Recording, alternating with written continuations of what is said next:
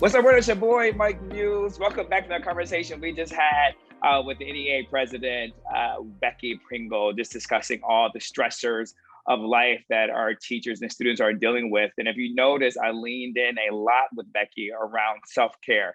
And what our teachers doing right now around self-care. We were talking in that conversation really heavy about a lot of friends of mine who children know of children who have unfortunately committed suicide due to just being locked up in the pandemic.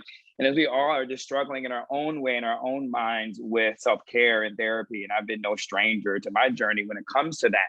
And so I just thought a good pairing, me, I love this internet intersectionality between pop culture and social constructs. I couldn't think of a better time just to discuss that show, Nine Perfect Strangers, just to have a little levity on this narrative of self-care, but also too, a little bit of deepness, the social constructs of the importance of it. I think this show is moderating a really fascinating place that we're in social construct and self-care. And I couldn't think of a better person in the world I would love to talk to about this than someone who I've been a fan of for so freaking long. I've had a chance to meet her just one time. I told her how much I loved her then. And she came on screen and told her how much I'm a big fan of hers right now. There is nothing this woman cannot do that not make me laugh or be intrigued or make me think about something. That's just how talented of a thespian that she actually is. So without further ado, the talented Regina Hall. What is happening, my friend? Hi, thank you so much for having me. It's very nice to see you again. Thank you so much. I always look at you because of the fact my audience knows I love satirical comedy. And also too, I'm a big fan of thespians, right? And so something I'm not a fan of really interviewing actors too much. But you as somebody who has just complete range and depth. And even what I love, I think this role is perfect for you. I'm sure every role is perfect for you, but what I love about this role is what you bring to this character is so much depth with your facial expressions. I personally think this character is a hard character to nail. I think it needs to be part comedic, part self-deprecation, but part also to like self-processing. And you reveal that literally in every scene that you're in when it comes to that. I'm sorry, I just jumped right into it. Audience, you're not familiar. There is a show on Hulu called Nine Perfect Strangers that deals with this idea of self-care at this hotel called Tranquility, where they bring literally nine strangers together to really go on this retreat that is very unconventional. So that is the plot line. Um, so with that, just talk to me your thought process in approaching this role of your character with this. Well, first of all, thank you for having me. And secondly, I think it's such an incredible and important topic. And really, at this time, especially during the pandemic, but even prior to this, I think people really need to be, I think it's so important that we understand that self-care and our mental health care is not important, but like equally as important as taking care of our body or, whatever we do to feel like we have to maintain this, if the inside is not equally maintained and that's a part of being alive as opposed to something's wrong. You know what I mean? Like life and the constant reality of change. And that change is sometimes good and sometimes bad. And I just think it's really good to know that understanding the coping with that is important, so Carmel, that, my character is enduring an incredible shift in her life that she's just not making well. And I think sometimes it's just, to prepare, you're accessing just, loss, you know what I mean? And that brings up many different things for many people, but I happen to know what it brings up for Carmel. And when there's shame in the loss, and it's accessing the part that is incredibly flawed, but incredibly human. It's damaged, but it is human. And so for me, I saw,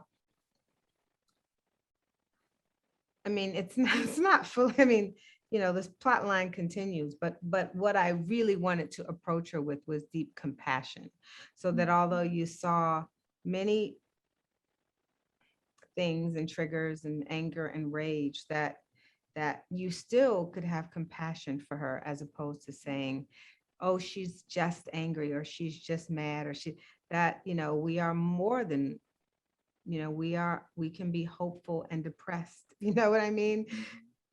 All at once, and maybe one of the demons is larger, in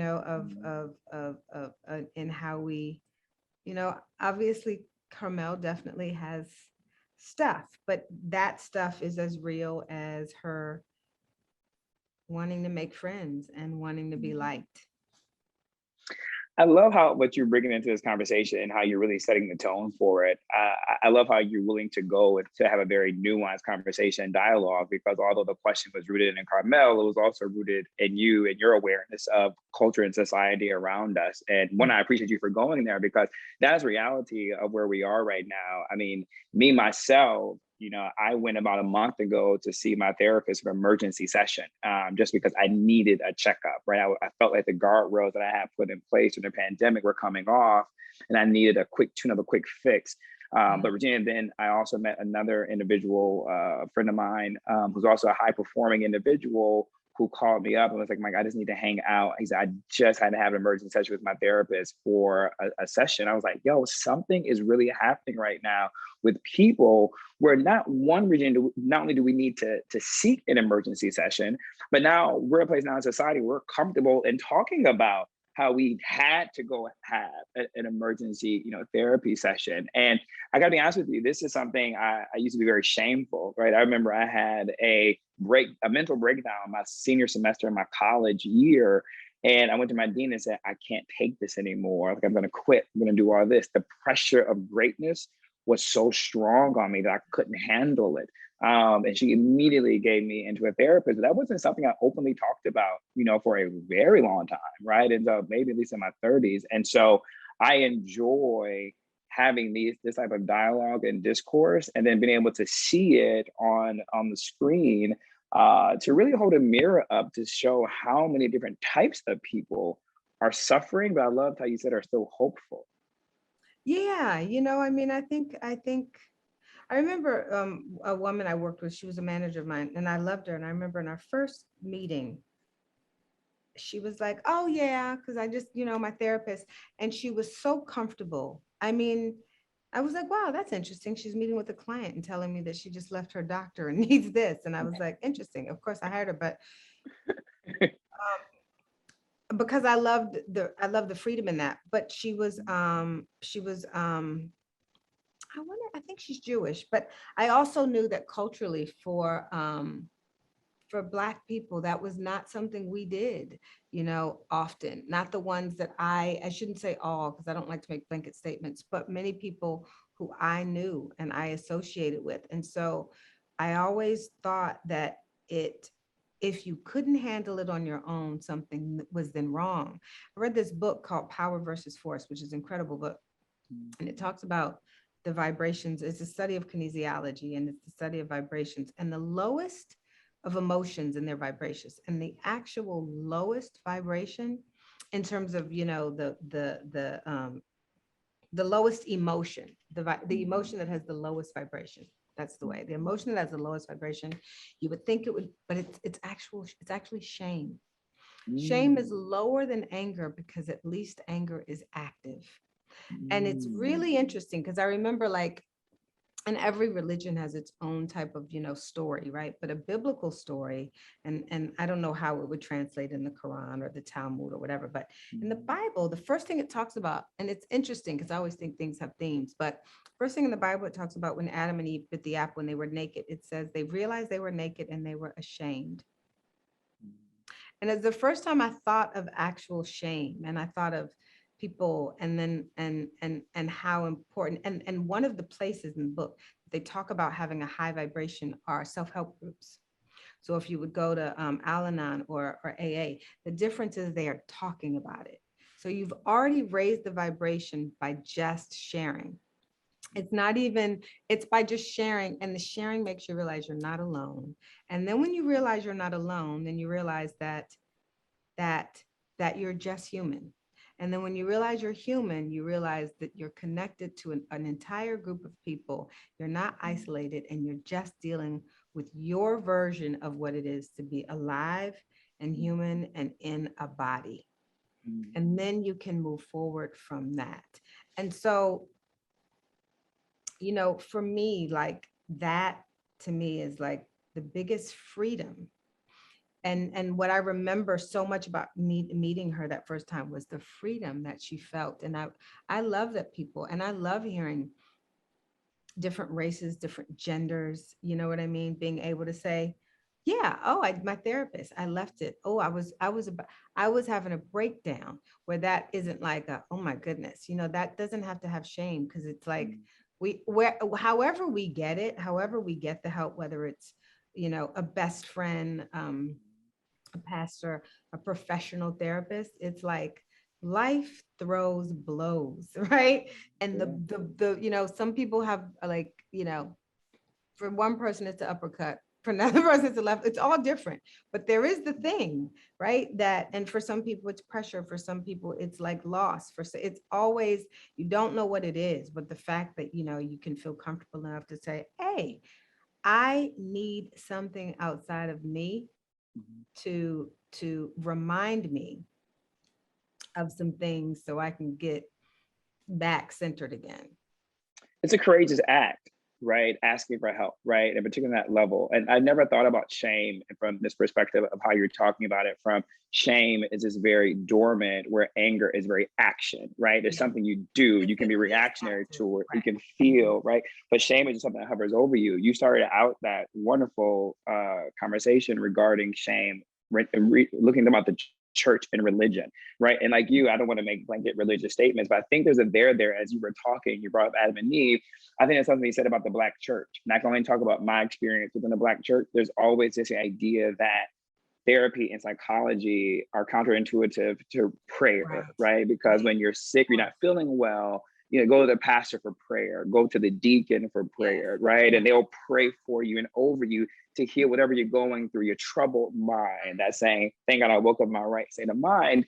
But there's something about, the churches I've been through, so I don't want to name one specifically, but sometimes they can be fire and brimstone. And when you sit under a fire and brimstone messaging every Sunday, there is a shamefulness that you feel about yourself for the action you just did last night, or the day before, or the day before. So you carry that very dormant. If it's not an action, if it's a thought, even, sometimes you can have a shame for a thought, even, and then, or an action, or both. And you feel, and the idea is, if you were right with God, then this would mean A, B, and C. And then, and so it's almost, we put faith into action. It's almost like we need faith to be a verb, right? This action, right? And like great work without faith is dead. We've always been taught, right? Which is almost like counterintuitive of having understanding when God talks about grace, right? And how much grace that he gives me because we have the salvation, right? But I think all of this is what is so powerful, Regina, about this conversation, is because, look, we're both Black people, we think our Black comes our identity. That's what we can talk about, right? And I always wish, more Black people would engage in therapy, because I know at some point in time how religious we were at one point in our life, whether it's our upbringing, adolescence, and how much maybe we have heard of the fire and brimstone messaging, and sometimes the damage that could do, to your point, where I'm just going to keep talking about it, the shame we felt. And then you don't want to talk about it, Regina, right? Like, you don't want to admit it to anybody. You definitely want to admit to a stranger, to a therapist, about whatever you're shaming, right? Whatever you feel shameful for. Yeah. No, it's true. And then, even realizing what's underneath that. And that's, and sometimes there are things you're like, but you don't want to share it with a friend, you know what I mean? You don't want to share it with a loved one. And so where does it stay? Right? It stays right there. And it keeps your it mutes your vibration, and it mutes your movement, and it mutes, your ability to transcend whatever it is you're dealing with. And so it is wonderful that people have an opportunity to say, it's like, if my back hurts, I go to a chiropractor. I can't fix it. Shit, I don't know how to crack myself all the time. You know what I mean? There's a point where you're like, I do this for my back, but it's at a different point, and now I need to go and get someone. And I think people have to know, there are times where you can, you have the tools in your arsenal. And then there are times you're like, Yeah. I need to be able to talk to someone. I need more. I have a friend who I know is listening. And he kind of got on me one time about, not sharing a lot of whatever I'm going through, with them. And I told him, I was like, yo, there's just things that I could talk to you about as a friend, right? There's only so far that friendship and brotherhood can go. I actually need someone who's trained, right? To dig a little deeper through technique to figure out what's there. And I told him, I said, I can talk to you all day. I'll love to be a confidant, but there's only so much you are actually willing to share with me. And there's only so much I can really help you out with, because that's not my role. My role is to be there as a friend, a brother, not to be there as a therapist. I think sometimes we interchange that. To advance, I'm curious, Regina, because Nine Perfect Strangers is so rooted in this whole idea of like self-care, and self-care can be taken, so many things. And I love how it's very tongue-in-cheek, satirical, but really rooted in realness at the same time. Like, what do you, and that's my takeaway. I'm just curious, like, what is your takeaway of Nine Perfect Strangers in relationship to what it's trying to communicate about self-care to our society? Yeah. I think what's so interesting about Non-Perfect Strangers is there are so many storylines, and I think they each communicate something differently, but how they communicate it is differently. Some stories there is a little more humor and satire, and some, I mean, we're dealing with loss, a son, a family that's dealing with deep loss and deep guilt.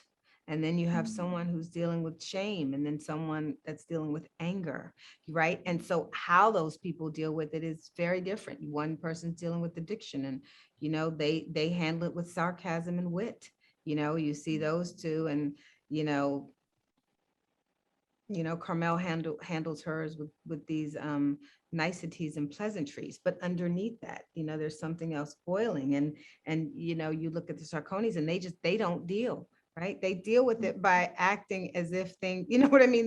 They're dealing with it by trying to push through it, as opposed to allowing themselves to move through it. And there's a difference. And so I think the show has many different genres because of that, because there's a little bit of comedy, there's a little bit of satire, you know what I mean? And there's deep drama, and you know what I mean? And then Masha's you don't understand her, so she's a little unknown. So that means it's a little scary, right? Because anything unknown is, as human beings, we're scared by that. So I think it has a lot of different feels to it. But I think, for me, I think rooted in all things, in our biggest support for one another, it's really compassion. It's the compassion to not judge people for wherever they are. I don't know, that experience that they're having, that could be incredibly dark, could serve thousands, hundreds of thousands of people, or it could serve one, right? And one is as significant as a multitude.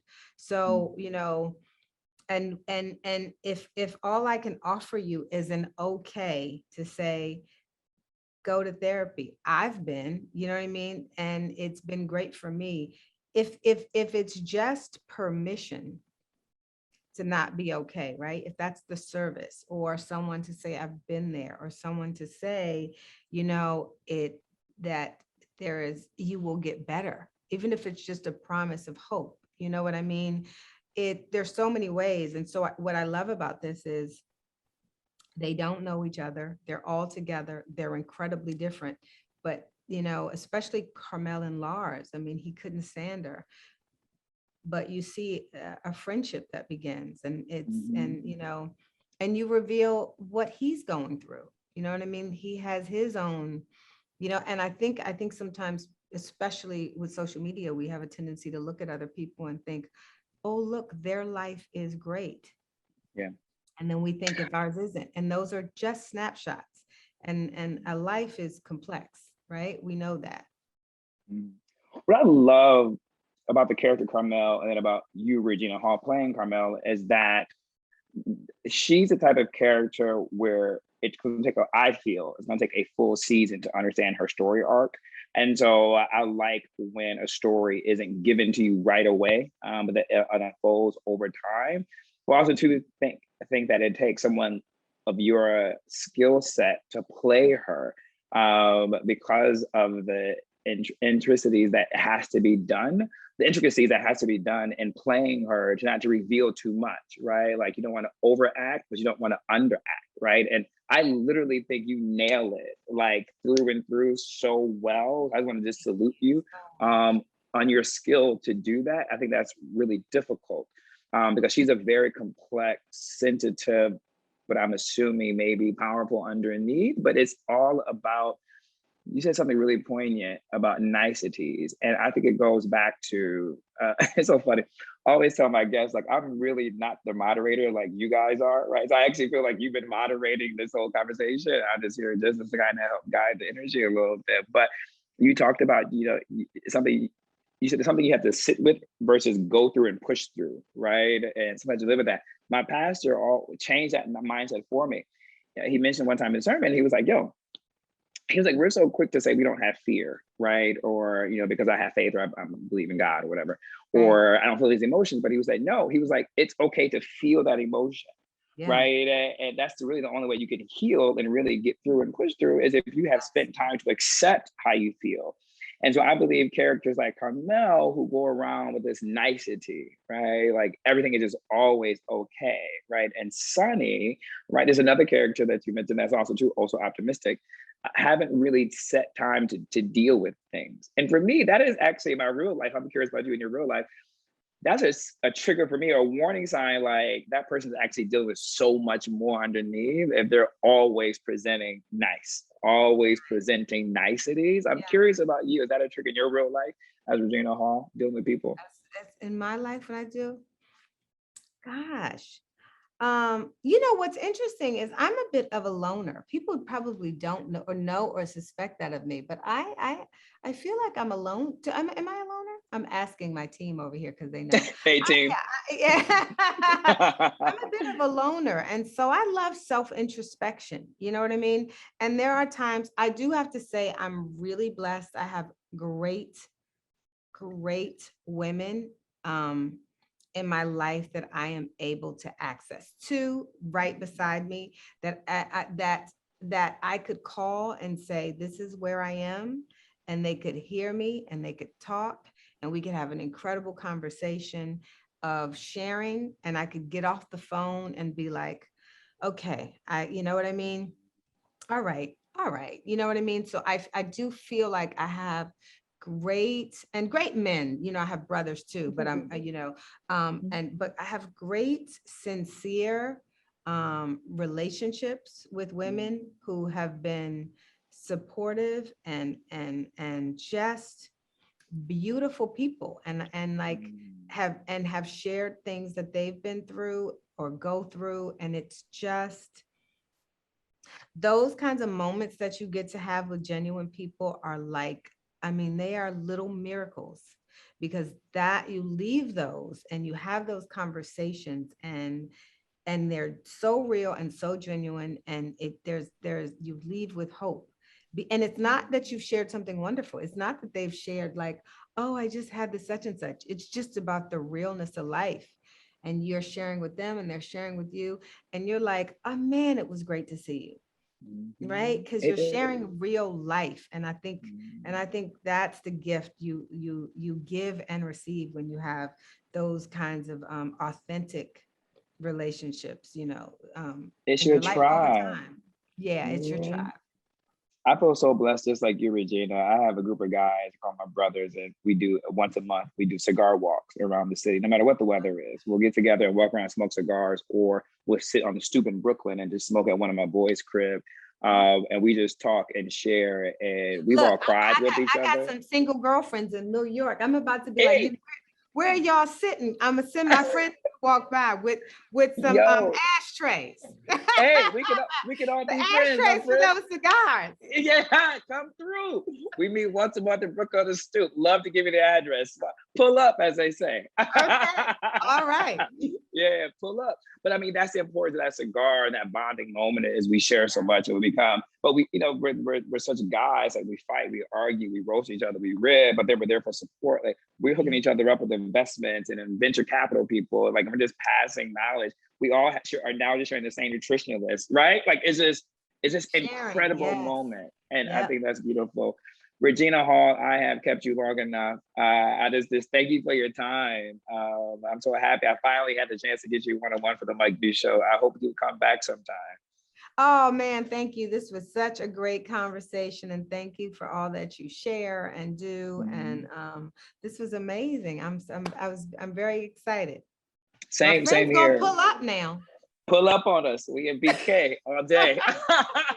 As Spike Lee says, Republic of Brooklyn. Ladies and gentlemen, please make sure that you tune in to 9 Perfect Strangers on Hulu. Every Wednesday's a new episode. You can tune into Hulu right now to log in, to figure out the episodes you have missed. So you can get more context, understanding what Regina and I have been talking about. What a wonderful show I've had with you. Thank you so much for your time and joining me. And I can't wait to talk to you real soon. Peace. Absolutely.